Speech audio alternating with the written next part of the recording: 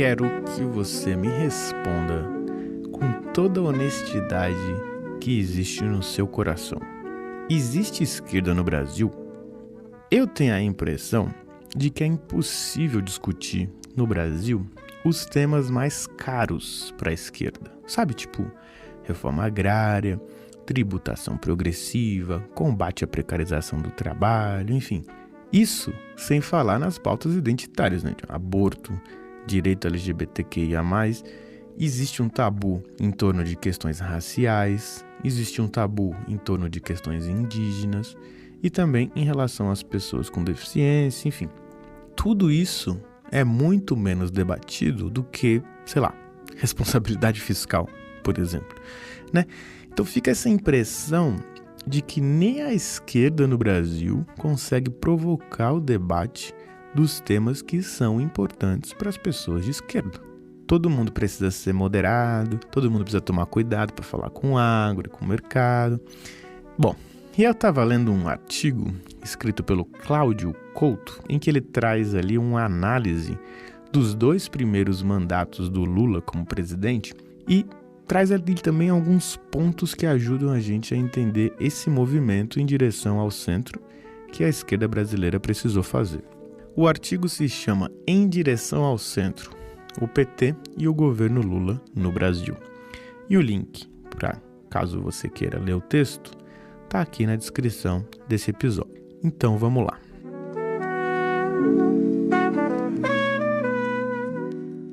O autor aponta que os 2 primeiros mandatos presidenciais do PT foram marcados por um realinhamento político que empurrou todo mundo mais para o centro. A direita quase sumiu e o PT e o PSDB, que eram os partidos que disputavam de verdade no cenário nacional, eles foram se aproximando dos partidos conservadores por uma questão de governabilidade e a tendência foi essa distância que eles acabaram adotando de posicionamentos mais extremos. Mas vamos dar um passo para trás e entender o cenário da chegada do PT ao poder. O Cláudio Couto diz que a conquista da presidência pelo PT em 2002 foi, na verdade, um dos resultados de um processo de consolidação da democracia brasileira, com destaque para o fato de que tudo aconteceu de forma pacífica, né? A gente tinha uma elite política nova que chegava ao poder e ninguém questionou a legitimidade que teria esse presidente de esquerda que acabava de ser eleito. E, naquela altura da nossa história, isso era uma novidade. E aqui existe um processo que o autor descreve, que é o processo de circulação de elites, que é quando os grupos superiores de uma sociedade vão aos poucos absorvendo os membros em destaque das camadas mais baixas. E com isso eles vão lentamente se modificando. Através desse processo, em vez de a gente ver rupturas revolucionárias, o que acontece é uma mistura entre os membros mais velhos dessa elite com os que vão chegando ao longo desse processo de renovação. E assim, esse grupo vai se adaptando de pouquinho em pouquinho, mudando para que tudo fique igual. Mas nada disso seria possível sem a consolidação da democracia, porque foi ela que abriu espaço para a entrada dessas lideranças novas. Nas palavras do autor, abre aspas, foi a consolidação da democracia que permitiu a concretização da circulação das elites, fecha aspas. Aí, uma vez no poder, o PT intensificou o investimento nas políticas governamentais que iam diretamente de encontro com as demandas da população mais pobre, e essas políticas, junto com a retomada do crescimento econômico e o aumento do emprego formal, tudo isso teve um impacto grande na renda dos mais pobres. E isso fez com que a popularidade do Lula crescesse muito entre os eleitores de baixa renda, e aí a gente vê uma virada no perfil socioeconômico do eleitor do PT, que até 2002 era formado, em maioria, por trabalhadores sindicalizados e pela classe média escolarizada. E aí, a partir de 2006, a gente vê um apoio maior dos setores marginalizados, mesmo que o PT não tenha ainda perdido o apoio entre a base tradicional, o que só ia acontecer mesmo depois do Mensalão, que foi quando o PT começou a perder o apoio da classe média. E aí a direita, que já tinha dificuldade de encontrar um representante com potencial eleitoral de verdade no cenário nacional, ficou meio sem ter muito o que fazer, né? A não ser compor com quem estava conseguindo se dar bem. Não dava para pensar em um plano próprio. Se a gente pegar, por exemplo, o Partido da Frente Liberal, o PFL, que depois virou Democratas, né? Virou o DEM, naquela altura era o único partido de direita que ainda tinha raízes em alguns setores da sociedade e com alguma projeção nacional.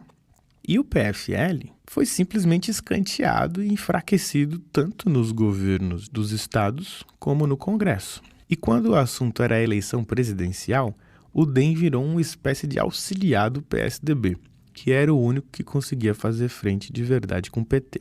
Outro exemplo, e talvez ainda mais explícito, é do PDS, que era herdeiro da Arena, né? O partido lá ligado ao regime militar. E que em outros tempos era um partido que conseguia ser programático, conseguia se mobilizar em torno de uma agenda, mas teve que virar um partido de adesão, chegando até a ser um dos partidos que davam sustentação a um governo que era liderado pelo principal partido de esquerda do país. Então, o primeiro motivo pelo qual a gente viu essa guinada para o centro, dentro da política nacional, era por conta dessa direita enfraquecida, que sem capacidade de promover candidatos próprios, que fossem competitivos, acabavam compondo com os partidos de outros espectros ideológicos. Já do lado do PT, esse processo tem muito a ver com as transformações a que o próprio PT precisou se submeter para conseguir finalmente chegar no poder. O Lula foi eleito em 2002 com uma aliança que era meio diferente se você comparar com as composições anteriores.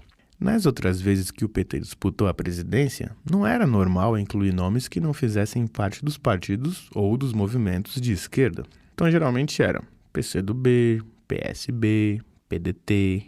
E, para entender como tudo isso mudou, é só a gente olhar para quem foi o vice do Lula em 2002, né? O José de Alencar, que era um empresário e senador em Minas, membro do Partido Liberal, né? Esse mesmo Partido Liberal aí, o PL do Bolsonaro e do Valdemar da Costa Neto. E se alguém achasse isso estranho, o Lula respondia que era porque daquela vez ele estava ali para ganhar, não só para competir. Nas outras vezes que o PT concorreu à presidência, as campanhas foram sempre marcadas por uma crítica muito dura aos governos em exercício e por um discurso claramente voltado para a esquerda. Então, por exemplo, em 89, o plano foi atacar o Sarney. Em 94, as acusações foram para cima do Plano Real, mesmo que ele tivesse sido um sucesso. O PT dizia que não, que aquilo era só uma manobra para ganhar voto e que ia acabar fracassando, igual o Plano Cruzado tinha fracassado em 86. Mas ninguém acreditou nesse papo e o Fernando Henrique ganhou em 94 no primeiro turno. Em 98, o discurso contra o Plano Real continuou e o Lula perdeu de novo e de novo no primeiro turno.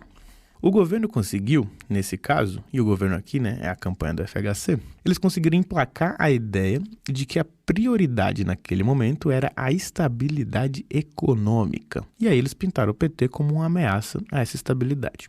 E aí, finalmente, em 2002, o Lula escolheu a estratégia que ele mesmo chamou de Lulinha, Paz e Amor. Ele abraçou o empresariado, ele prometeu responsabilidade fiscal e chamou o José de Alencar justamente para conseguir fazer um contraponto entre o empresário do grande capital nacional e o operário ex-líder sindical. Além disso, o Lula chamou o Duda Mendonça, que tinha sido o marqueteiro responsável pela reabilitação política do Maluf, que tinha sido um candidato muito rejeitado e acabou sendo eleito prefeito de São Paulo. E aí o Lula ficou com a cara assim mais séria, com as roupas mais elegantes, colocou uma gravata e ganhou a eleição.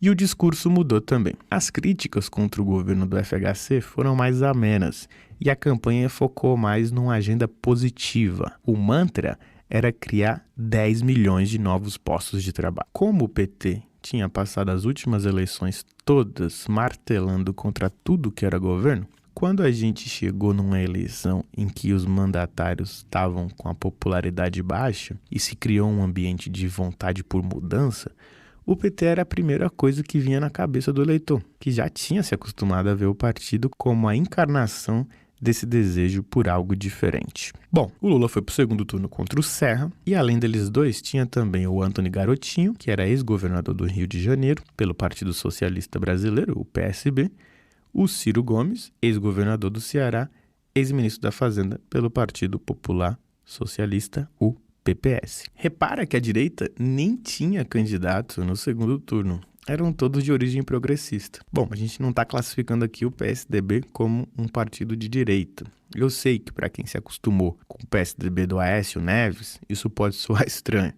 Mas o PSDB é um partido que tem origem na centro-esquerda, que era muito forte nas universidades e tinha lideranças tipo Aloysio Nunes, que participou da luta armada e era próximo do Marighella, e também o próprio FHC, né, que foi um nome importante do desenvolvimentismo no Brasil. Inclusive, a gente já falou antes aqui das origens do PSDB no episódio que se chama E os Moderados. Mas enfim, essa tendência em direção ao centro, ela não foi inventada pelo PT. Quando o FHC ganhou, em 94, o PSDB tinha feito uma aliança com o PFL, Partido Conservador, para conseguir uma base de sustentação no Congresso, e essa mesma aliança se repetiu em 98. Então o PSDB, que tinha nascido na centro-esquerda, que tinha até apoiado Lula contra o Collor no segundo turno de 89, deu um passo para a direita e foi para o centro. Mesma coisa com o PT. Várias alianças com partidos de direita, principalmente com o PMDB, que também levou o PT para o centro. O ponto alto desse processo foi a aliança entre o PMDB e o PT para as eleições presidenciais de 2010,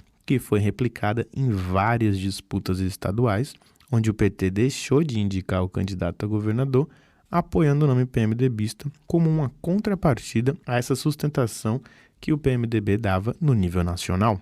E o ápice foi então a indicação do Temer como candidato para a vice-presidência. Só que esse avanço do PT rumo ao centro não foi consequência só da necessidade de construir uma aliança de sustentação no Congresso. Tem dois outros processos aqui que vale a pena destacar. O PT já vinha de várias experiências enquanto governo nos estados e municípios, e isso contribuiu para um aumento dentro do partido de uma atitude mais moderada, mais inclinada à negociação, mais pragmática e pluralista. Inclusive, se você quiser ouvir um pouquinho sobre essas experiências do PT, dá uma olhada no episódio chamado Partido da Treta, que lá a gente comenta como foi difícil para o PT nos primeiros mandatos de prefeituras que eles conquistaram. Então esse é um ponto, né? A experiência do PT enquanto governo. Outro ponto é que várias lideranças do PT entendiam que era necessário demonstrar boa vontade para o mercado, para não acabar enfrentando uma fuga de capitais ou uma greve de investimentos e, nesse sentido, caía bem essa aproximação com os partidos de direita. Então, essa foi a dinâmica que se estabeleceu. PT e PSDB como os únicos partidos realmente competitivos no cenário nacional, só que nenhum deles era capaz de governar sozinho, né? Então eles precisavam se aliar a partidos de direita e, com isso, se aproximaram do centro. E os partidos de direita e de esquerda compondo com esses governos em troca de ministérios, emendas e cargos de segundo escalão e também, assim, se aproximando do centro. E essa foi a ordem que a gente observou mais ou menos até 2018, ou não sei, talvez até 2014, né? Porque ali o Aécio enlouqueceu e tal. Mas o fato é que em 2018 o PSDB foi trucidado e a direita voltou para o cenário competitivo, tendo Bolsonaro como representante. A verdade é que a própria natureza do sistema partidário brasileiro, que é todo fragmentado, dificulta muito a formação de um governo que tenha uma orientação ideológica muito rígida, porque é praticamente impossível conseguir uma vitória na presidência e uma maioria no Congresso que permita não só vitórias de maioria simples, mas também as de maioria qualificada, né? Que é necessário para você passar uma PEC, por exemplo. E as PECs costumam ser sempre uma parte importante dos governos. E mesmo com o Bolsonaro, a gente viu essa aproximação. Não só na forma como ele entregou cargos-chave para figuras como Ciro Nogueira, mas também no discurso mesmo, né? Que saiu de várias críticas que ele fazia para o Centrão, até ele assumindo que era Centrão em um discurso que ele deu quando anunciou sua filiação ali ao PL. Então é isso, gente. Se quiser governar o Brasil, tem que ter estômago. Eu fico por aqui. Um abraço.